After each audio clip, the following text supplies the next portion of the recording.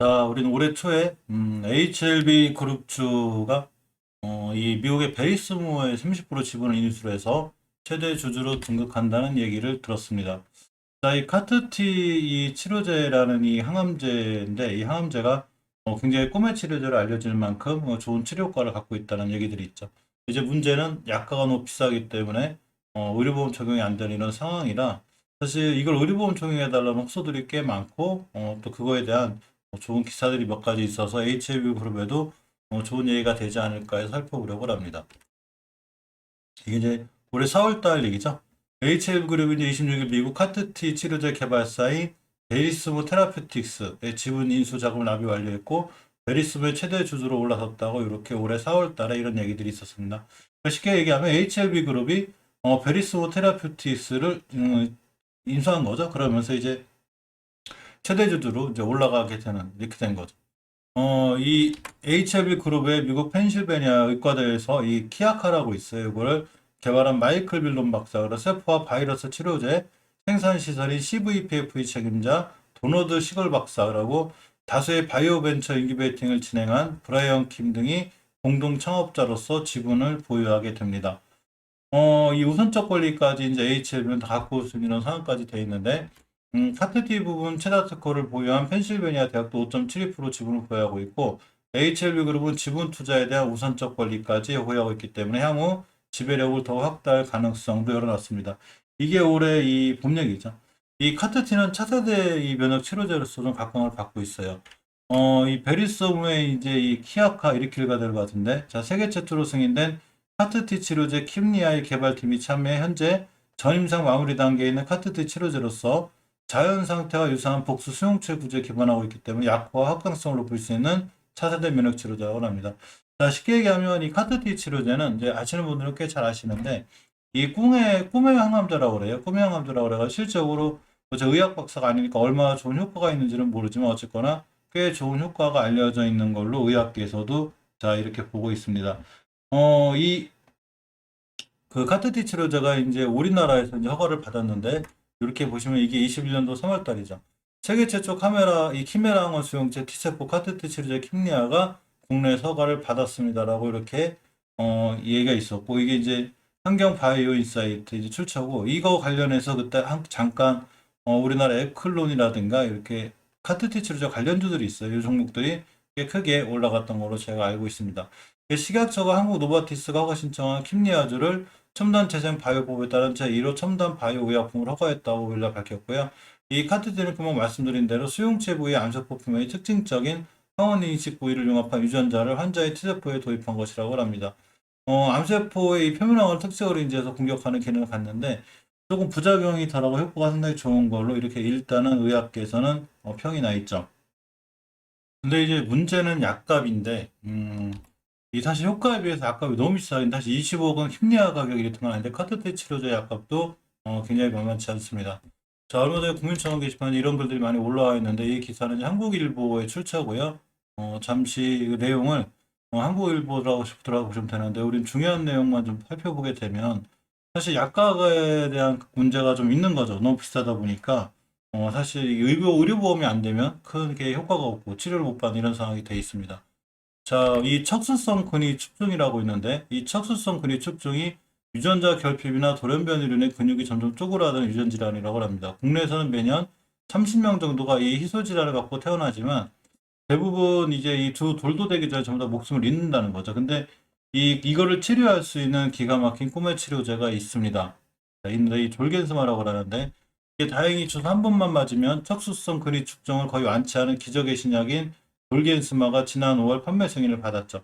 올해 5월 얘기하는 거예요. 근데 약값이 25억 원이랍니다. 이거 뭐 맞을 수 있는 사항이 아닌 거죠. 이 주사 한번 25억인데 웬만한 사람은 뭐 약 처방을 받아 엄두내지 못하는 이 실정이고 사실 실제로 재벌가들도 주사 하나 25억 원이면 이건 뭐 거의 엄청난 거죠. 그렇기 때문에 상당히 굉장히 어려운 상황이 돼 있는데 영국, 독일, 일본 이런 선진국에서는 이제 어린이가 하는 선천적 유전질환 치료에 아주 적극적이라고 그래요. 그래서 졸겐스마에 대한 건강보험 혜택을 주고 있다고 합니다. 또 영국, 독일에서 환자가 1,000만 원만 부담하면 되고 일본에서는 무료로 치료할 수 있는 이런 상황이 되죠. 자, 졸겐스마처럼 생사를 가르는 혁신적인 신약이지만 너무 비싸서 감히 서울 엄두를 내지 못하는 것이 적지 않은데 그 중에 하나가 바로 킴리아가 됩니다. 효능 효과는 좋다고 인정받는데 이 암환자들이 보통 다급하시죠. 그러고 막 진짜로 지푸라기다 붙잡고 싶은 심정인데 저렇게 약값이 비싸니까 이거에 대한 조금 얘기들이 있습니다.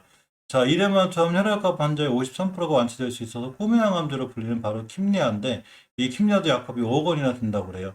또한 심근병증 치료제 이 빈다맥스, 면역 강화제 키트루다 이런 것도 전부 다 약값이 거의 1억, 뭐 2억 이렇기 때문에 실제로 처방을 받고 있는 한은 거의 없는 거죠. 그러니까 약 가격에 대한 너무 비싼 이 얘기들이 있어서 의료보험 적용이 되면 우리나라 상당히 좋지 않을까라는 이런 얘기들인데 이번에 첫 관문을 넘게 되었습니다.